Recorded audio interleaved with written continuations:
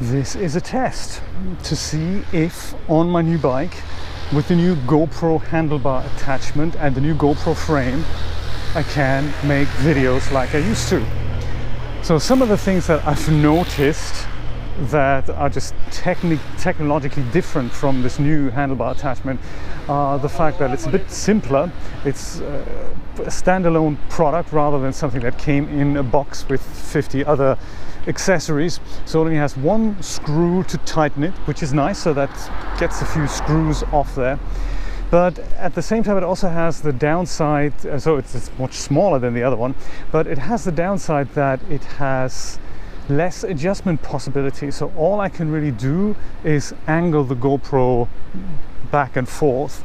That's the only thing I can do. I can't adjust it left and right, which is a bit of an issue because usually in 16:9 framing, cinematographers and hobbyists like me always make sure that if you have something worth showing, it's not dead in the center of the frame, because that looks pants. That never looked good even when we had the 4:3 aspect ratio. It's just the wider you go, the more you notice this, that dead center doesn't look good usually, unless it's a landscape.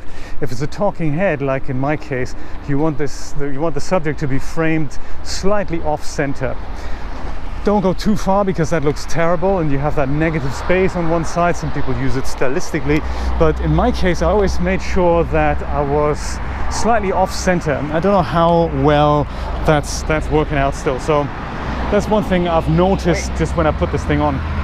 The other thing is that the thumb screw that holds this thing in place, like back and forth, is not quite as tight as I'd like it to be. So even though I've made it as tight as I possibly can with my hands, it is still very simple for me to push this thing back and forth again. So that also means that when there are any bumps and stuff that I go over, that will have an effect, because it could mean that the GoPro just accidentally loses its framing. So maybe with the gentle help of a screwdriver or perhaps a drop of Gorilla Glue TM or whatever, super glue, it might come in handy.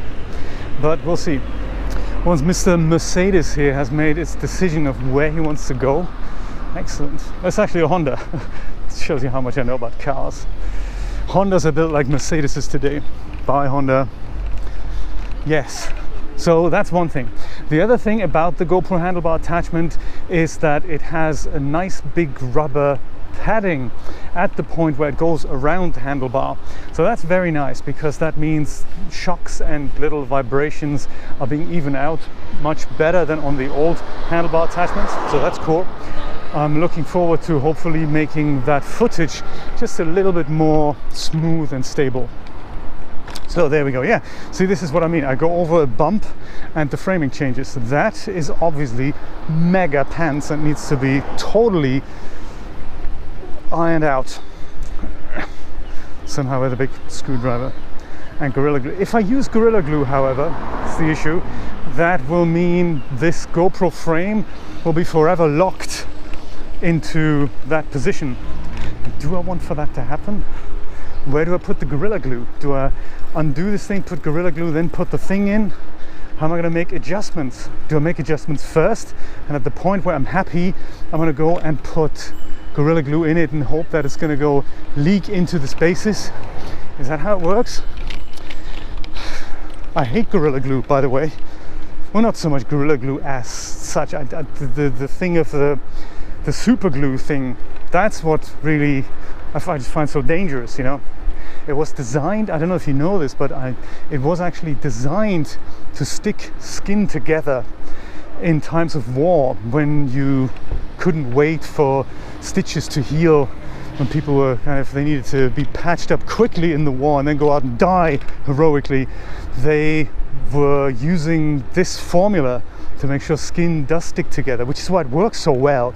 That's what it was designed to do. It accidentally also glued all kinds of other things together, and that's what it was then marketed for in later years. But yes, as so often, war really brought this invention forward.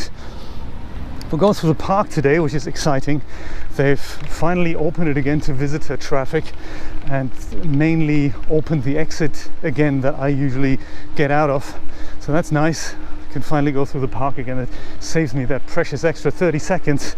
That is also important. So yes. But speaking of which, this is a test, and this may not ever come out. You may not ever get to see this. If you do, awesome. You know, welcome back.